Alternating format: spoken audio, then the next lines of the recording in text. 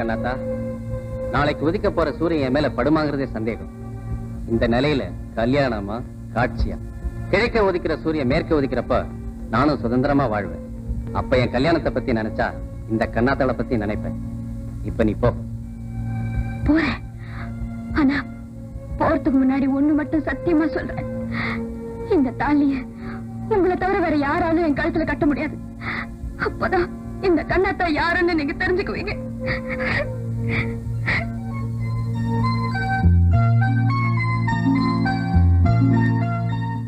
அப்படியா? அவ்வளவு கோவக்காரனா இருந்தாலும் ஊருக்குள்ள இருக்கிற வரைக்கும் தான் வீட்டு வேலையை விட இந்த ஊரு வேலையை தான் தலைமையில போட்டுக்கிட்டு அலைவான். அப்பவே அவங்கிட்ட யாரும் பசின்னு சொல்லிடக்கூடாது. அவ்வளவு நல்ல மனசு இருக்கிறவருக்கு ஏன் அவ்வளவு கோவம் வருது? கோவம் இருக்கிற இடத்துல தாண்டி குணமும் இருக்கும்.